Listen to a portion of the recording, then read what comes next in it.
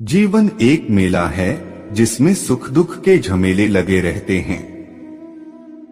हर व्यक्ति के जीवन में एक ऐसा कठिन समय भी आता जब व्यक्ति निराश हो जाता है। ऐसे समय पर यदि धैर्य से काम लिया जाए और खुद को प्रेरित करके रखा जाए तो सफलता भी आपकी दहलीज पर दस्तक देती है। भगवान श्री कृष्ण ने श्रीमद् भागवत गीता जी के निर्मल ज्ञान प्रकाश से पार्थ की परेशानियों का तमस माध्यम से आप कठिन समय में प्रेरणा से भर देने वाले माधव के प्रेरणादायी विचार, श्री कृष्ण वाणी सुविचार, विद्यार्थियों को प्रेरित करने वाले श्री कृष्ण के विचार, श्रीमद् भगवत गीता के अनमोल वचन, जो अपने कर्म के फल के प्रति आसक्ति को नहीं छोड़ सकते, वे मार्ग से कोसों दूर हैं। अपनी इच्छा की शक्ति से अपने आप को नया आकार दें, अपने आप को कभी भी स्वेच्छा से नीचा न होने दें। इच्छा ही आत्मा की एकमात्र मित्र है और इच्छा ही आत्मा की एकमात्र शत्रु है। जिन्होंने खुद को जीत लिया है उनके लिए इच्छा एक मित्र है, लेकिन यह उन लोगों का दुश्मन है जिन्होंने अपने भीतर आत्मा को नहीं पाया है। सर्वोच्च वास्तविकता उन लोगों की चेतना में प्रकट होती है जिन्होंने खुद को जीत लिया है। शांत मन में ध्यान की गहराइयों में आत्मा स्वयं को प्रकट करती है। स्वयं के माध्यम से स्वयं को देखकर एक आकांक्षी पूर्णता के आनंद और शांति को जानता है। कोई भी जो अच्छा काम करता है उसका कभी भी बुरा अंत नहीं होगा, न तो यहाँ और न ही आने वाले युग में। गंभीर तपस्या और ज्ञान मार्ग से ध्यान श्रेष्ठ है। मुझ पर अपना मन लगाकर योग के अभ्यास से स्वयं को अनुशासित करो। मैं उन लोगों के लिए हमेशा मौजूद हूँ जिन्होंने मुझे हर प्राणी में महसूस किया है। व्यक्ति जो चाहे बन सकता है यदि वह विश्वास के साथ इच्छित वस्तु पर लगातार चिंतन करे।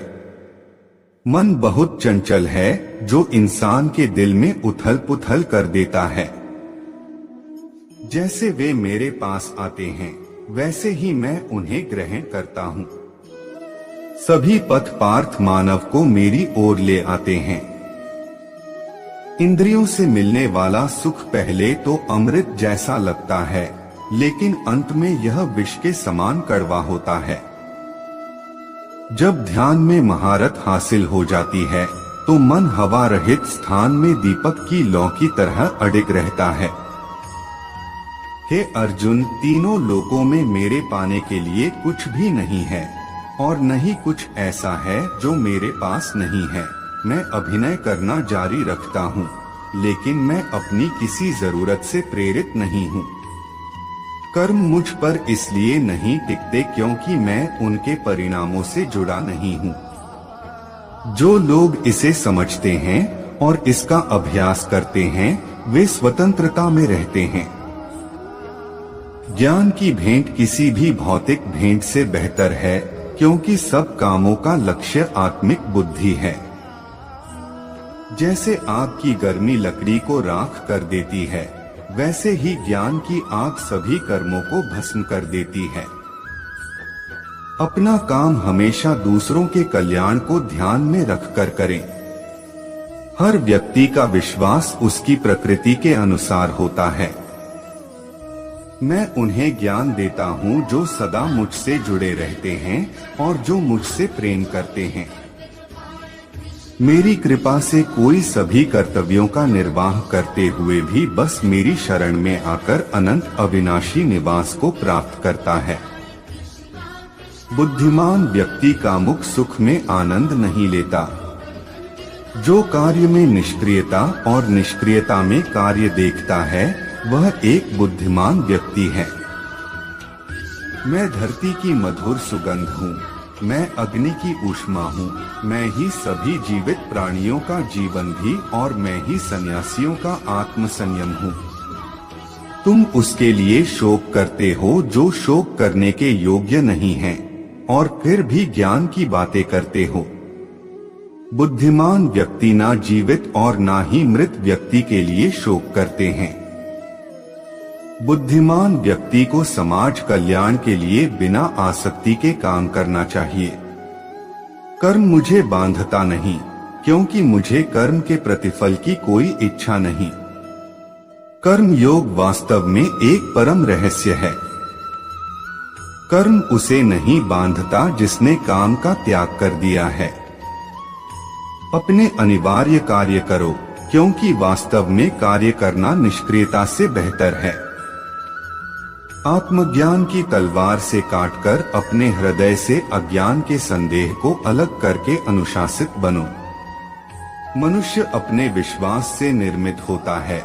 जैसा वो विश्वास करता है वैसा वो बन जाता है। इस जीवन में मनुष्य न तो कुछ खोता है और न ही कुछ व्यर्थ होता है। मन अशांत है और उसे नियंत्रित करना कठिन है, लेकिन अभ्यास से इसे वश में किया जा सकता है। केवल मन ही किसी का मित्र और शत्रु होता है। व्यक्ति या जीव का कर्म ही उसके भाग्य का निर्माण करता है।